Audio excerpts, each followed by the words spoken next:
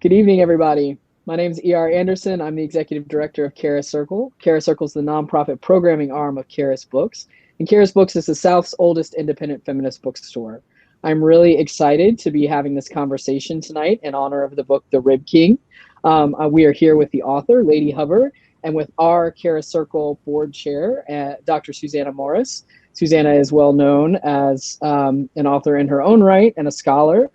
She is a professor at Georgia Tech and the author of the Crunk Feminist Collective, as well as Close Kin and Distant Relatives, The Paradox of Respectability in Black Women's Literature.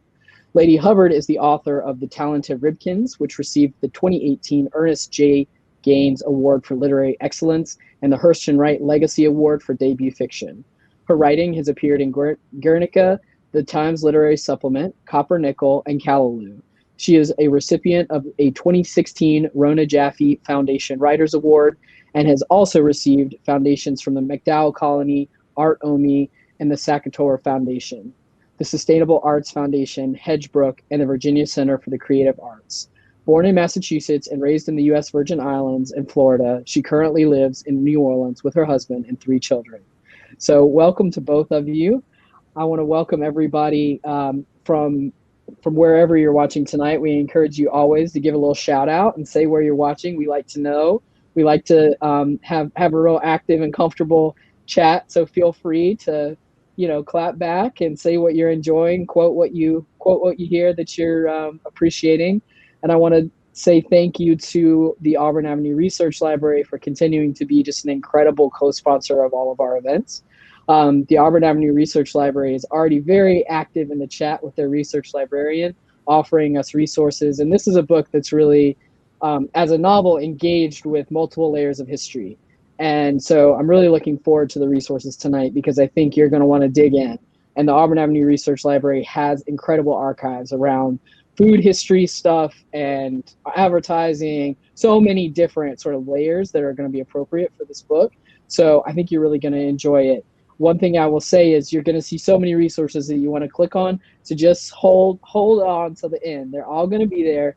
So at the very end, go back. This page will stay live in perpetuity. You can always come back to this URL and re-enter into it, and you'll be able to look at these and find your way. The last thing I'll say is you can make a personal appointment with a research librarian and do your own research. So part of what we hope is that this is a moment to really do independent scholarship and really, work on your own creative projects. You may find something in the archive, and I'm curious to find out what sparked Ladee's, interest in this topic specifically. But sometimes something, you see an advertisement or you see something and that sparks your curiosity to go down a rabbit hole, and then you write a whole novel. So we hope that might happen for some of y'all watching. The last thing I'll say is that you can press this Ask a Question button at the bottom center of your screen at any time and put your questions in there. Susana's got a lot of questions prepared, but we really want community questions. So please don't be shy. We're very thrilled you're all here with us on this Sunday evening. And I'm going to get out of the way and let y'all take it away. Thank you for being here. Okay, thank you. Thanks, ER. I appreciate that. Welcome, everyone. What a delightful way to spend your Sunday evening talking about this novel. I cannot wait to get into it. But Ladee, I think you're going to start off by reading an excerpt, just to kind of get us grounded, and then we'll get into our conversation. And as ER mentioned, you can drop a question into the Ask a Question box at any point, and we'll get to it. Okay. So I was just going to read a little bit from the beginning of the book, the first chapter. And the book is about a man who in 1914, he invents a meat sauce that becomes a national sensation, and he is destined to spend the rest of his life touring the country as the Rib King. And when the book starts, he is leaving for work. He works at the house. He's a servant in this wealthy family's home, the Barclays, and there are 3 boys that work in the kitchen. And he sees one of them loitering in the front hall, like playing around. and he realizes he needs to go back in and tell him to go back to the kitchen or he's going to, be fired. He doesn't want that to happen. So I was going to read when he gets to where the boys are. When he reached the conservatory, he heard a loud "ooh," followed by a series of childish giggles. He pushed the door open and found the three boys huddled together on the floor near the piano, with Frederick at the center. From the halting sound of Frederick's voice, Mr. Sitwell could tell he was reading. Now that Cherokee knew that Wash Talbot, his former deputy, had been arrested, he had to make a choice. Keep his vow to never again set foot in Seminole County or let the last remaining member of his gang fall into the hands of an angry mob. "What are you boys doing?" The boys spun around in unison and blinked at him with enormous brown eyes. They were handsome children with bright round faces, thick eyebrows, full lips, and skin the dark red color of cedarwood. Their features were so similar that anybody would have mistaken them for actual brothers. In truth, they were not blood relatives at all. Their strong bond formed in the interest of survival on the waterfront. "Nothing, sir," Max smiled, eyes all innocent. "Just sitting here reading." "In the front of the house?" "Oh, nobody saw us. We made sure them folks was long gone before we came in here," Frederick said. He lifted his arms and rocked back and forth in imitation of someone else's waltz. "We waited until they finished dancing." Mr. Sitwell frowned. "Somebody saw you." "I did. I saw Bart playing in the hall when I was on my way out. Then come to find you haven't even finished cleaning the kitchen." "Not true, sir. Kitchen's all done," Bart said. "Well, except for the pots.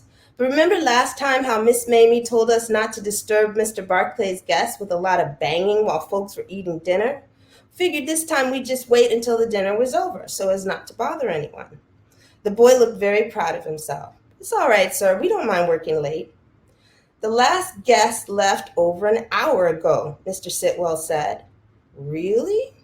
Dang, it didn't feel like we'd been in here but 5 minutes." The boys stared at one another as if there was something wondrous about their shared trance.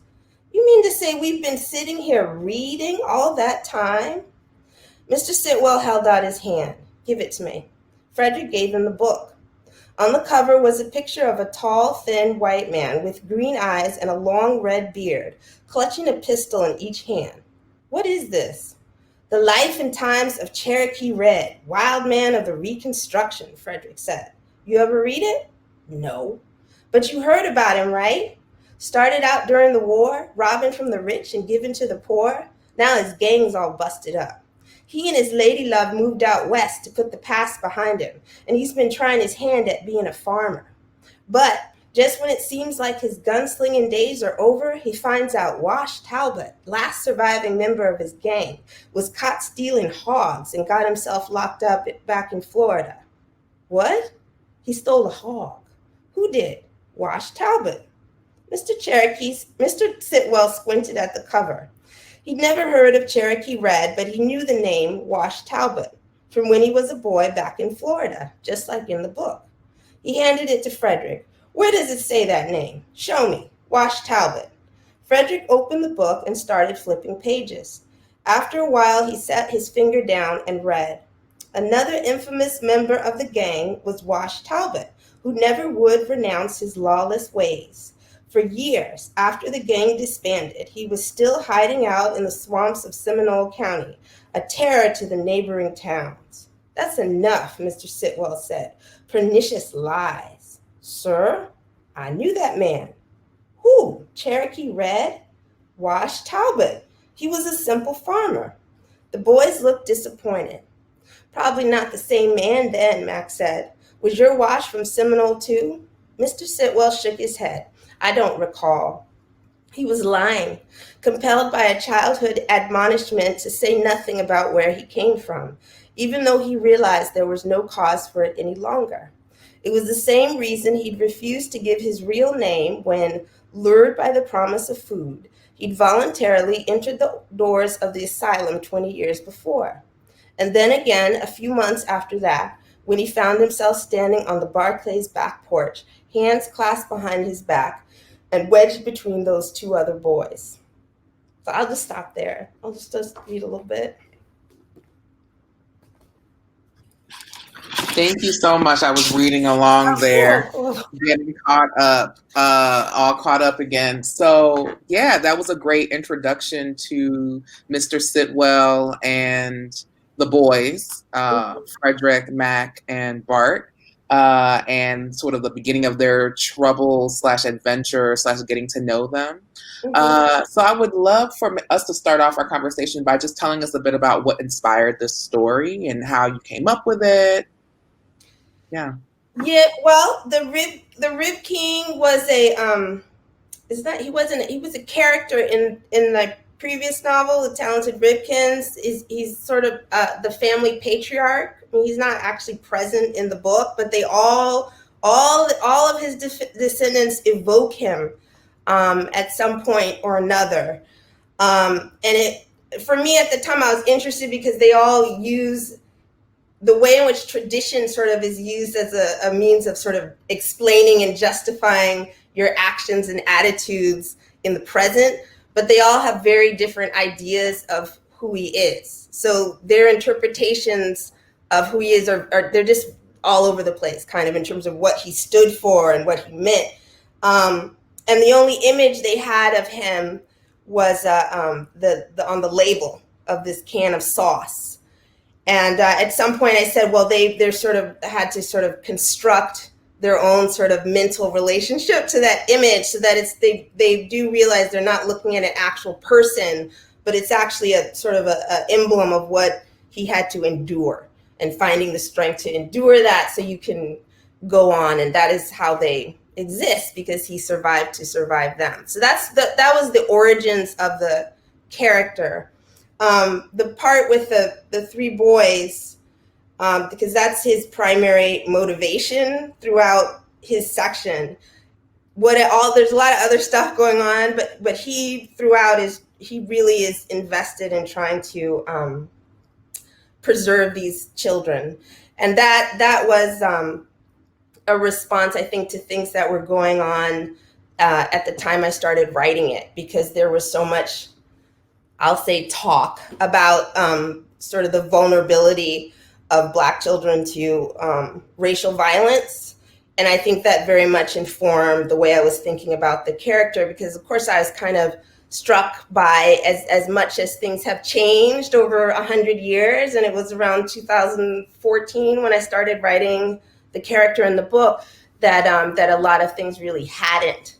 And especially in terms of the anxiety and difficulty of raising or being a caregiver to children, and that it's still, to the extent that it's sort of a life and death issue for him back then, that the stakes are just as high today, despite all the things that have supposedly changed. That's a real sort of fundamental problem if that has not changed. You see.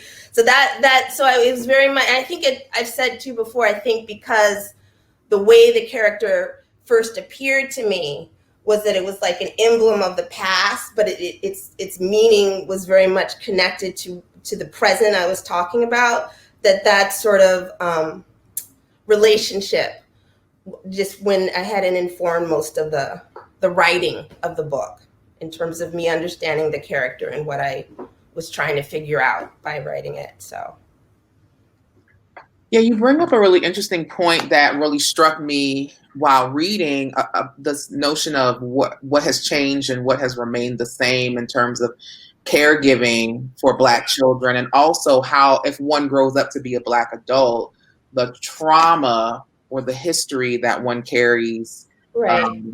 So we have Sitwell, who is, this is, I don't think that's spoilery, but we have multiple narrators. And so we have Sitwell as a narrator and his coworker, Jennie, as a narrator. And so what you just said about the three boys that you just read about in that opening section, there's a sort of gendered way that Sitwell is talking about, like, the danger of being a young Black boy, right? And the particular kinds of conflicts they might encounter, and then the kind of conflicts they might encounter as a Black man. And then Jennie and her daughter and the other women in the novel, they experience their own versions of that. So maybe you could talk a little bit about sort of expand what you were saying about that sort of the dangers that are still resonant today, but that were particular to 1914 and 1924. Right. Well, I was very interested in trauma and reactions to trauma and how people and there's a lot. I mean, people. It's kind of a requirement, just figuring out how to process it to go on. And so everybody, pretty much every character in that book has gone through a lot of trauma, right? That they're actually dealing with it. Some of them are dealing it very directly, and some of them are dealing with it by not letting it overwhelm them, just refusing to be overwhelmed by it. And so yeah, that's I guess it is gendered. It did become kind of gendered in my mind. So that's really complicated for me. I mean, I hope I found expression, but it did become, because I just wanted, the first one section is very, the narrative for me and the structure of each section very closely follows the mind or the thought process of the protagonist. And so it is very, the way he thinks about it, I think is very much, it probably is very just masculine in terms of the discourse, the history of the discourse of masculinity. And I was kind of more engaged with that. And so then I really was thinking about mothers in the second section and trying to represent that, the stamina, because mothers get a lot of grief historically. Get so much grief, and Black mothers in particular, Black mothers, and so to me, she kind of embodies like a certain kind of perseverance that I probably deep down associate with women. Do you know? Like the need to try to keep it together for someone else's sake. I think that's a slightly different impulse than, sometimes it definitely is an impulse of Mr. Sitwell's too, but I think it is a slightly different impulse. It's much more common to see like single mothers, for example, you know, and they get a hard time. That's real rough, just to stick with it and, you know, do the best you can. I don't think a lot of people get enough respect for staying and trying and keeping going. So that in a way, she's kind of like a heightened version of that impulse. Jennie inspires me often, personally. I don't know if other people see it, but as the author, I that character means a lot to me. So, yeah. As a reader, I mentioned this to you in the green room, but there's a quote towards the end. This is not spoilery at all, but this really struck me. This is Jennie sort of thinking about the situations that she's in. And she says, it seemed as if every time she turned around, there was some man trying to make a fool of her, a fact that had the effect of producing an intense rage. And this rage in turn seemed to produce a certain clarity of thought, because all at once she realized she knew exactly what she needed to do. And that's just Jennie, like, to a T, right? Like, she's all these impossible circumstances, and she comes up with very kind of pragmatic solutions. Yeah. And Sitwell oftentimes comes up with very fantastical solutions. Like, when you read the book, the stuff that happens, I'm like, oh, he did this, he did that. And Jennie's like, how can I feed my child? How can I be this person in the community? How can I be this kind of employer? Right. And she reassesses things. So it's this kind of pragmatism, you know, maybe pragmatism of having to be a single mother or having to be a business owner in these particular kinds of ways. And Sitwell sort of, you know, taking charge of these three boys and having a whole different backstory. I just thought it was a really interesting sort of gender dynamic that spoke to the realities of what it means to be a Black man or a Black woman in society. Right. I also, too, I think that, it's true. For me, I think Sitwell is really hiding a lot from, I mean, he said that there's a lot of talk about performing to sort of get by. And he's hiding who he really is from other people, but also from himself. And I don't think Jennie is really doing that. So as pragmatic as she is, there's also like the continual need to sort of reinvent if necessary. I will start over and become I will figure this out, and I will figure out a way to deal with this new, which is so there's a lot of, it requires a lot of imagination to survive also for her in the book. Just in different ways. So that's such an interesting point about imagination. It can be kind of fantastical. It can be very down to earth, but they're both creative solutions to problems that they didn't create. Right? They're sort of faced with. It's like, okay, how do I keep these boys alive? Because something as simple as reading in the front hall during this time could get them thrown out on the street, and they just come from an orphanage, basically. And they don't really have very many options. And Mr. Sitwell doesn't either, you know.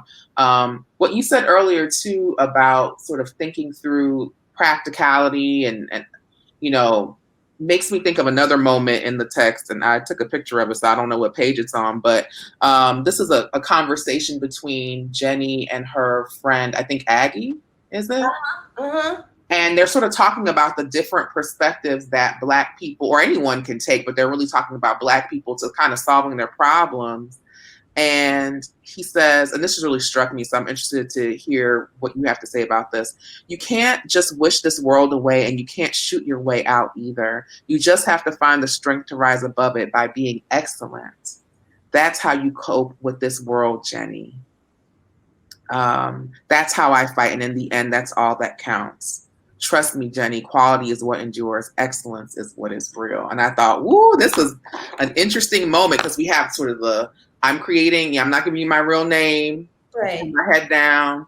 We have the kind of like working class, local business, clarity and pragmatism. And then we have the kind of respectability politics, excellence. Excellence is what counts. And there's sort of different approaches. And there's also a shoot 'em up approach too that we could talk about. But that's also a part of the book. But that's what that character definitely believes. That's kind of his mantra. And that no one can take that. People can pretend that you're not qualified or you don't belong here, but he's like, I know I belong here, and I also know that deep down you know that I'm good at what I do, and I think it takes a lot to get to that point sometimes, to feel that way. But that is what he thinks is that's the only way out. Is just, and it is also too about knowing your own worth, like finding the strength to know your own worth in spite of what you're told. But that's the expression of what he believes. Yeah. So. Yeah, there's some interesting class politics in the novel. Like, on the one hand, what you just said makes me think of Morrison, that short essay she has about the first job that she ever did, right? Working in like a white woman's home, and how she, was complaining to her father, and her father's like, you work there, you live here, make sure your work is excellent, don't worry about those other people, your life is here, and that sort of practical aspect, but also like take pride in your work, do a good job, and then come home. Like, there's that sort of strain running through. And then there's kind of this Garveyism. It's not called Garveyism, it's the Harpers, right? And so I would love to hear sort of you talking about including that strain. You get like a snapshot of kind of early 20th century Black political thought, whether the politics we were just talking about, but also kind of political thought, and how do we organize as Black people. And so I'm interested in your impetus behind that. Right. Well, so there was a lot going on. I felt like that the energy of that was important to represent, because it was so important. So just to get, and I didn't want to directly engage. This is why I write fiction and not nonfiction. I was like, let me take what I want from this, because I do think, like, for whatever grievances people might have with the specifics, there's a scene where a woman is talking about her relationship to that movement, and what she got is that it was very empowering. And I think also the reverberations of it were they were very longstanding and important. So I just wanted to pay respects to that. Just the idea of sort of centralizing the Black experience in that way. I thought it was an important energy. I'm gonna put it in those terms to represent. And then. So it's paying respect to that in a way.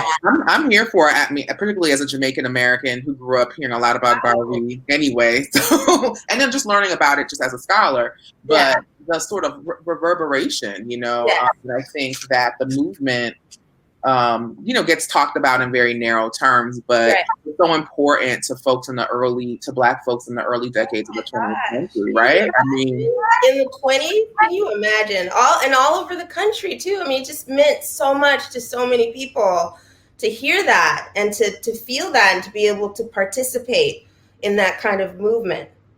Right. So a few decades after the formal end of chattel slavery, to be like, actually, we can create a global diasporic movement and do all this stuff. I mean, one could see how that could be very threatening to the national order, right, to the state and all of that. Yes. And it says a lot for me, just the amount of appeal that idea actually had and how moving it was. It's still moving, but it was moving to people back then. So I really wanted to, I just think it's like an important energy to acknowledge in terms of ideas that were circulating at that time. So. No, that makes sense because there's that juxtaposition between folks kind of being like, Sitwell trying to teach the young boys, like, you really have to know your place, versus this sort of this big energy, right? Lala and Jennie Salon being like, actually, we need to go to these lectures and we need to learn all we can, or Mac being an artist. I mean, there are all these energies. It's not just folks keeping their head down and being oppressed and running from gangs, which is taking place in the 1910s, where we have lynchings and we have, even though it's not a history, it's not fiction, but you still have those, historical elements that are important. So speaking of it not being history, but I know you did a lot of research for this, I would love to hear, I'm sure the other folks present here would love to hear like your research process, like what you dove into. So we talked a little bit about the Garvey energy. What are some other rabbit holes that you went down in preparing to write this book? There were actually a lot of rabbit holes because... And I wrote it. It was I spent a long time writing it as well. But it really started with I wrote a dissertation on the Chicago World's Fair of 1893 because I was interested in mass tourism, and I grew up partially in the Virgin Islands too, so I was very familiar with sort of the dynamics of tourism and perform. And when I was thinking about performance of identity, I think that's played a big part in why I was interested in that as well. So I was really interested in that in terms of the Chicago World's Fair, because it's often considered like a landmark event in terms of traveling to like see something, as opposed to for work or because you're fleeing something. Or so that's what and then in the process of doing that, just thinking about World's Fair and the circulation of commodities at that time. And I think obviously in this book, the transition from Black people being considered commodities to seeing them in all these images of advertisements on commodities, and at the same time this struggle the struggle to be recognized as producers of culture, right, as human beings who really did contribute so much to already, right, to what the United States is and was, and the struggle to be sort of acknowledged as the producers of culture. So those things kind of came together in my mind when I was writing it. And also, just as I was talking about imagination and Jennie, I really thought a lot about that in terms of the Great Migration as a whole, like finding the strength to pick yourself up and go somewhere else that you've never, and obviously a lot of people find themselves in situations where they have to do that. But I really, in the context of all this trauma, because of slavery, as you're saying, was not that far, it wasn't that far in the past at that point. So just sort of paying respect and allowing myself to sort of think about that or feel that for a minute was not a minute, but much longer than a minute actually. But that very much informed the book as well. So. Does that answer? I don't know. It does. And what you were just saying made me think of, the sort of recent things and the recent sort of conversations around advertising and images of Black folk in the wake of George Floyd's murder and Breonna Taylor and Ahmaud Arbery and Tony McDade and all the folks who, et cetera. So many people, right? Yeah. But let's just mention those 4 people. The sort of public reparations that people have tried, corporations have tried to make. So, in the 80s, they took the kerchief off of Aunt Jemima and they gave her a curl and a little pearl earring, or, Uncle Ben. And now we're going to take them off completely because they are representative of these particular images. But the fact that they've existed for so long. Exactly. Yeah, I thought that I was like, wow, so this is the same year this book is being published. I still see him in the store, so I don't know exactly when this retirement of these. What's the timeline? What's the timeline? I was tired. It relates to why Mr. Sitwell gets so, because he winds up getting upset about that book that I read because it is referencing his history, but sort of the erasure of trying to update this image. And then I don't know, I think at some point either she or Uncle Ben were supposed to, now they're in the boardroom. And I'm like, well, why are you calling him Uncle Ben? Why are they still Uncle Ben in the boardroom? But the idea that you can just sort of smooth over the past as opposed to dealing with it is very disturbing and painful. And there's a lot of, it's reflective of a kind of amnesia and the need to prove things over and over and over again, which is really exhausting. But this summer was in terms of as a reaction to George Floyd, that was kind of very disturbing. I don't know what else to call it. It was very disturbing because none of it's new. So So I think if it was it made it kind of seem like perhaps not particularly sincere in a revelation, because nothing was new. It's not like this has never happened before or something like that. So, but yeah, that's wild, and I think that's why I chose food products in particular, because I see especially the cream of wheat man, honestly. Because his name is Rastus. I don't know if people even know his name is Rastus, but he's been smiling on this box pretty much unchanged for, a century. He just sits there. I think because people don't really know his name, I did know that, but it was not at the top of mind. Versus like Uncle Ben and Aunt Jemima, it's right there. You know what I mean? Right. And I remember in my childhood, she had a kerchief. Right. I'm like... She had a kerchief on her head. Yeah. I remember her in it also. Yes, that's what winds up getting him so upset.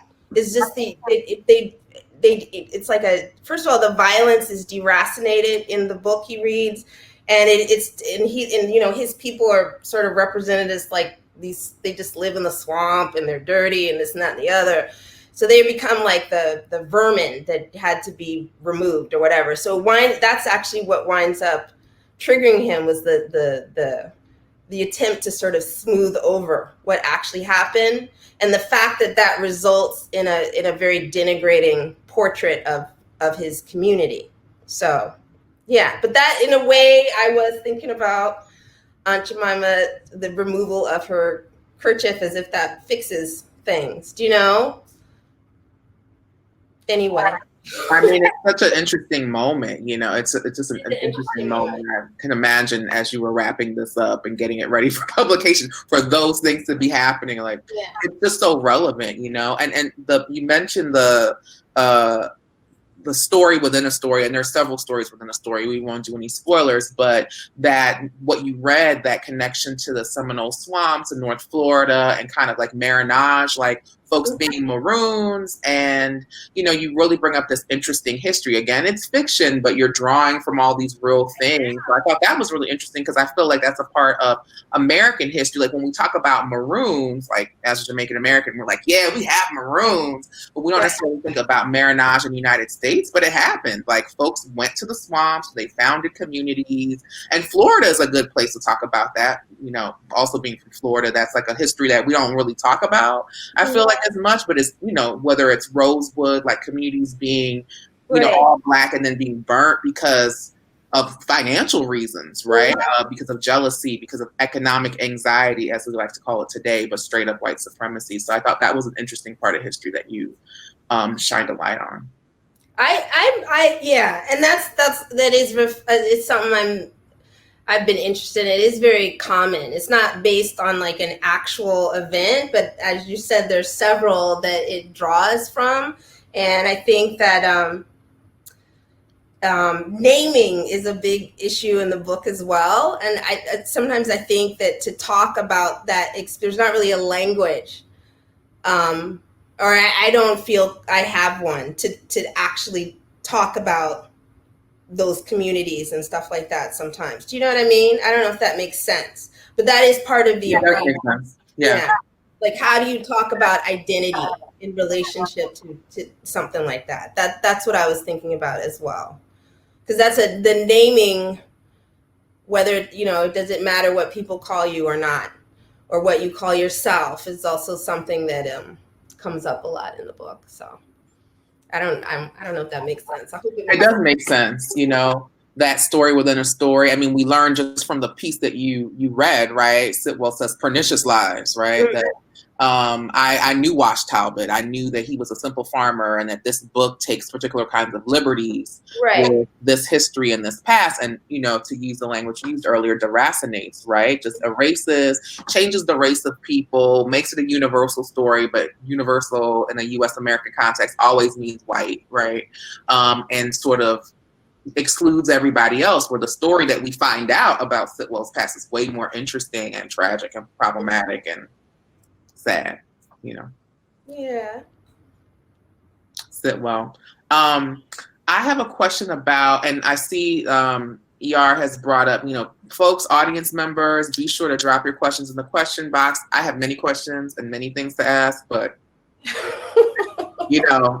this is a community dialogue. So I'm interested in sort of geography more generally. So in the first half of the book, when the Barclays are just sort of described as entertaining lots of different people, they're like the New Englanders, the Southerners, and then we kind of learn about this city. So could you tell us maybe a little bit more, without giving too much away, about the sort of city that the main action of the novel takes place? Because it includes so many interesting, like, you have the Garveyites, you have the art district, there's all this, the rich Black people, right? Benny Salon, there's some interesting geographical or setting things. Yeah, well, all of someone was saying they thought the scenes of him in Florida they seem more real, and I was like, oh, maybe that's because they're all from my imagination, but all the historic research in terms of the city were based in Chicago. So like if I ever had a question about, like, I always say, like, did they have electric lights in their houses or something like that, it was all based on Chicago.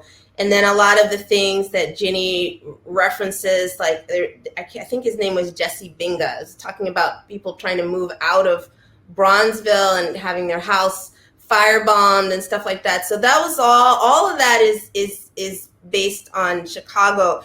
And for some reason, I thought it would be clarifying. I did not set it ultimately in Chicago because I didn't want it to be confused for like a Chicago novel. And that's it has such specific associations for people it really isn't about Chicago, right? It's like a destination.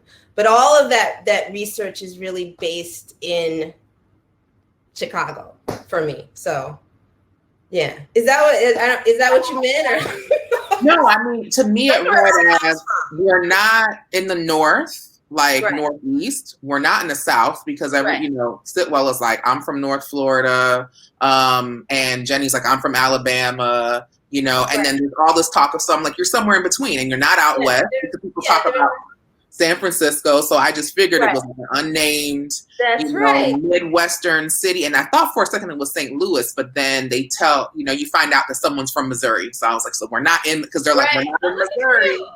Oh no, that's great because it's Chicago. I didn't actually change anything except the names of the streets and things like that.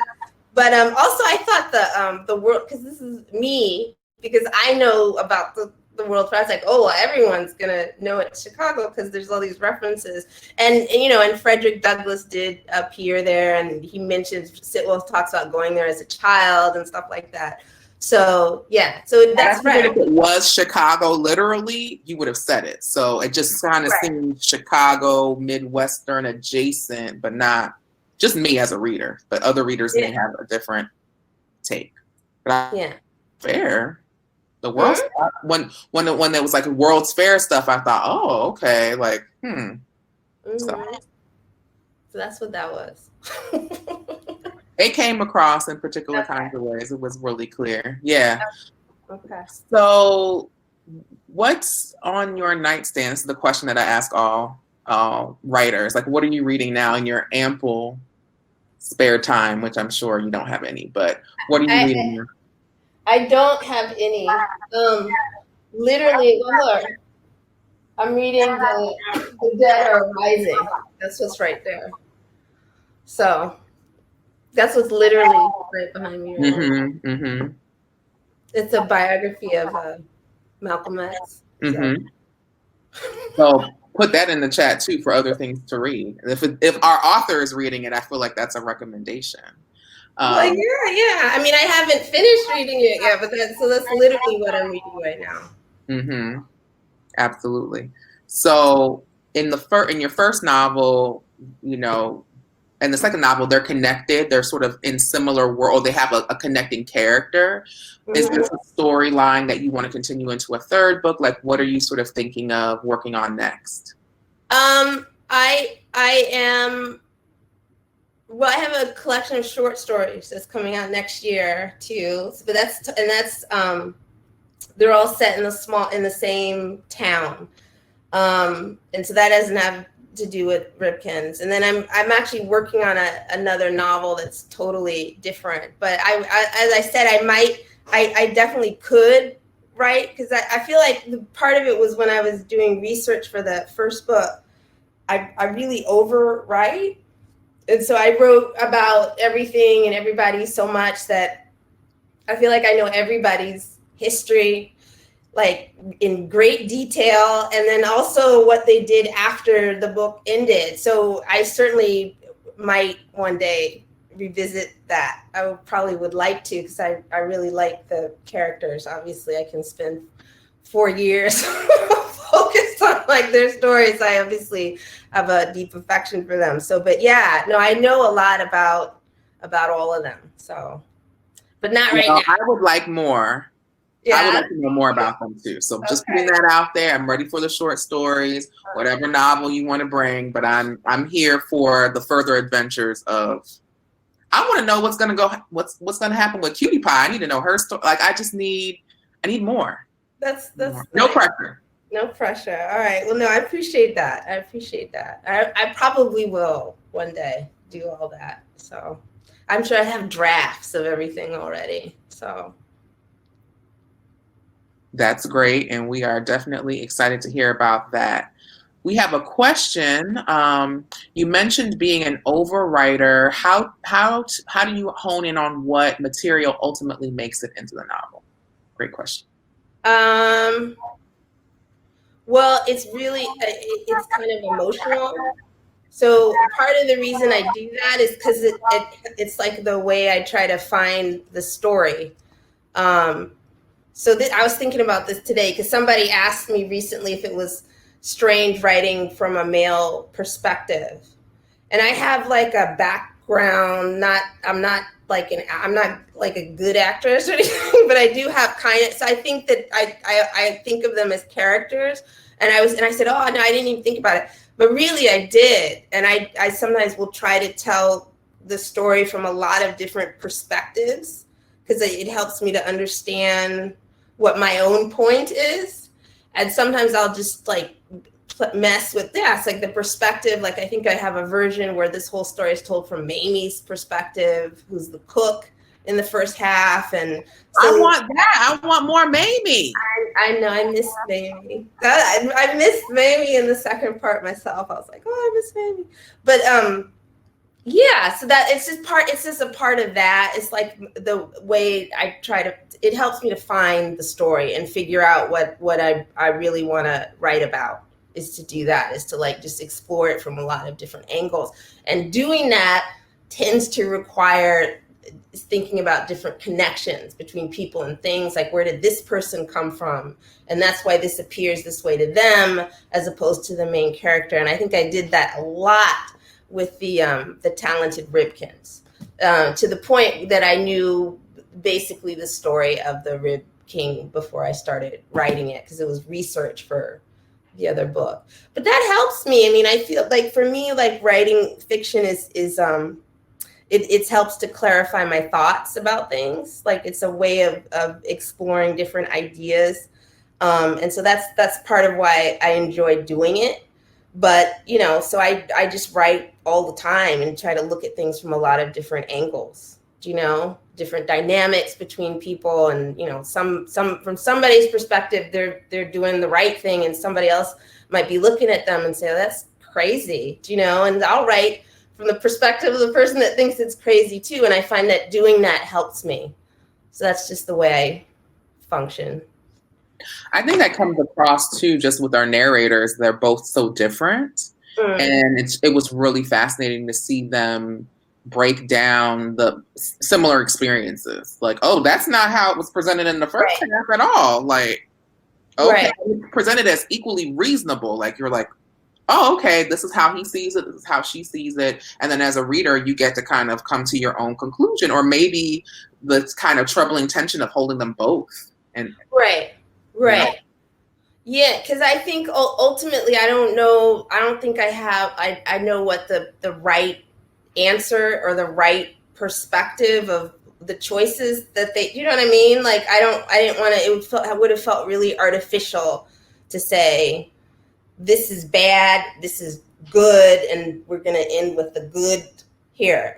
I think it's much more, because it's a historical novel. It's also about today. I think it's much more ambiguous, and people are really just a lot of people are just trying to cope one way or another, and they're making choices based on that. So yeah, I thought about that a lot. Like there's not really a perfect answer to the questions that are brought up. And I was really much more interested in sort of exploring the questions, I think. Yeah. Yeah, the ambiguity. I'm sure among the 30 people who are on with us today that we probably have some writers, burgeoning writers, or writers who publish or whatever, folks who are interested in writing historical fiction. So if you had advice to give to someone who was thinking of doing, following your path, going with the fiction. Oh, in terms of writing historical fiction? Yeah. Well, this is the first time I have ever done that. So, but yeah, and I don't know. I mean, it's interesting. I think that the way I wrote it was very much determined by what I was interested in. Do you know what I mean? I will say, in terms of, because we were just talking about Chicago, that was really necessary, because I wasn't alive then. I have no idea. So it was really helpful to me to sort of ground it in like a literal reality. I think if it had literally been based on something that was totally a figment of my imagination, I would have gotten very lost in it, because there are like a lot of details about, just in terms of what things were called. Do you know what I mean? Like what kind of public transportation was available? How did people dress? And it varied a lot. It varied a lot at that time. So that was really, really helpful. But it was a unique experience for me as well, because I've never done that before. It's the first time I've ever done it. So I was saying it's interesting too, because you questions come up, like maybe you start writing something because you have certain questions, and then in the process of trying to figure that out, all these other little questions emerge, which is part of why I really enjoyed writing the book, or was very satisfying for me, because it just helps to sort of clarify your thoughts in a certain way. So that's probably true of every project, but it was very evident. And sometimes it was just really literal things, like the part about how hard it was for a woman to start her own business back then. So just talking about that, and it's not like it's like probably just like a little paragraph in the book, but I had to actually research all of that. What would you do? Because like just creating that character sort of created it created the question, how would you really do this? Or if you were in this situation, what kind of options could possibly be available to you to get out of it in terms of Jennie? So that was part of why it was such a satisfying experience for me to read. I learned a lot from writing it. That level of detail was really helpful, because I feel like when we talk about all the sort of ways in which women were so constricted in previous decades and previous eras, the focus is often on white women, like, oh, it was really hard for them to find birth control, or to get a credit card in their own name. They had to get their husband to sign, until the 1970s. And then the sort of assumption is, because Black women were generally in a different socioeconomic class, that these were not concerns. Maybe not the birth control part, but the other economic concerns. But think about all the beauty salons and, home cleaning services, the sort of homespun, starting a school, mutual aid society, or whatever kind of business they were trying to do, that then they have these kind of patriarchal structures. Like, you have to have a man co-sign. Well, what if you're a single lady who wants to open a beauty salon? Then you have to. Yeah, and I think rigmarole. I got that. I read the memoir. I can't even remember who it was, but I read the memoirs of someone that had their own salon, I think in the 20s or the 30s, and she talked about that, about getting, like, it was like a marriage of convenience to someone that she trusted because she couldn't get a business loan otherwise to start her own business. So, and that was really interesting. And then also her description of the circumstances that led her to start her own business, and the kind of opportunities that you had a chance to make. Do you know what I mean? Like, you still had to make them. Like, they're like, come do this. It's a lot of work and thought and stuff like that. So that's what I mean. Like, it really, certain questions led to me exploring other things that were really helpful to me to understand. Yeah. That definitely comes across. And it also just made me think of, and again, perhaps just coming from an immigrant background, it just made me think of like people who get married for their green cards or what have you. Like, it's like, I'm going to give you a couple grand. We're going to figure this out. And you might fall in love, or it might just be a business arrangement. But it's a thing that people do to get around the strictures of the state that want to control, who can stay, who can open a business, who can move freely, who can have class mobility based on their gender or based on their country of origin or what have you. So, and folks have been clever forever. So they're like, well, I'm just going to marry this person, or I'm going to align with this person, or I'm going to create the loan shark system, or I'm going to run numbers out of this back room. Like, we can't participate in a regular lotto. Okay, well, we're going to do this. Or we can't have loans at the bank. Well, we'll have a whole nother system. And so sort of showing the inventiveness of Black people shows up many different times. I mean, there's a whole thread of inventors in this book as well, right? Folks who are in another world would be chemists. Would be food scientists, but because of the strictures of the world they live in, they have to be cooks and maids and groundskeepers. And no shade to those jobs either, but those are just not jobs that they actively chose. Right, exactly. Right. That's a good way to put it. That it's what people call you. Or what you really are, what you're trying to do versus what you're actually doing, and sometimes what people are doing is pretty amazing and impressive. Do you know what I mean? Absolutely. Yeah.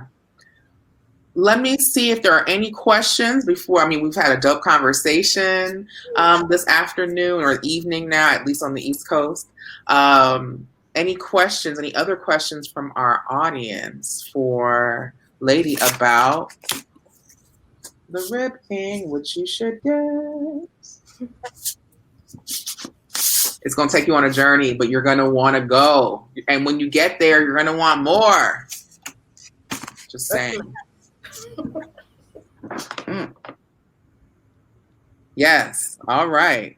Well, I don't know if ER is going to pop back on.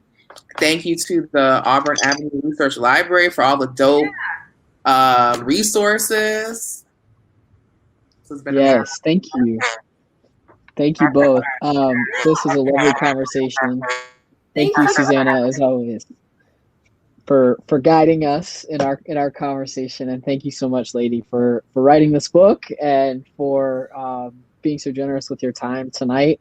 I know a lot of our folks are going to really just dig right in and love this.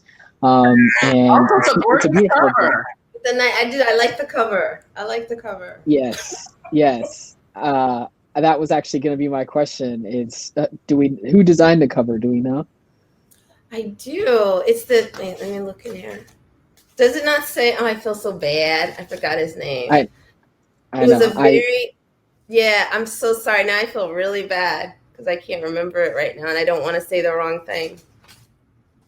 We can look it up, but I don't have my copy in front of me. But yeah, no, I put you on the spot. Sometimes people get. I should have that right on my mouth, and I mean on the tip of my tongue, and I don't. But it is a beautiful cover, and I'm very grateful because a lot of effort went into that. Like a lot of thought and effort went into that cover, and I sincerely appreciate it. I do. It's fine. I mean, the back, it's just really a beautiful portrait. Yeah. So definitely pick that up. Click this teal button to buy the Rib King and the Talented Ribkins from Karis. The last thing it is my honor and privilege to do is to remind you that we are a nonprofit and primarily sponsored by individual donations. So if folks have enjoyed tonight and feel so inclined and have $5 that you want to throw our way to support this work, it really does mean a lot, and we really appreciate it. We also know everybody's money is in all different kinds of places right now, so we're just glad you're here and a part of our community. Thank you to Auburn Avenue for all these resources. Please come back at any time to click on any of these things and dig deeper in your own research. I love hearing that your work on the World's Fair is what got you into this. I think that's so many books begin as academic interests or other kinds of projects, and then they become novels. So it's always my hope that we have projects that get birthed into other things that we just don't even know are happening right now. So I hope folks get to use some of this time in that way. The final thing is I will be repackaging this with captions and putting it on YouTube. So I'll send an email out and you can share it with your friends who weren't able to join us tonight so that they can watch it and learn from this as well. So I hope everybody stays safe and well. And until the next book, whatever that may be, Ladee, we look forward to enjoying these. Thank you so much. Thank you. Thank you. And it was great talking to you guys. So cool. It was my pleasure.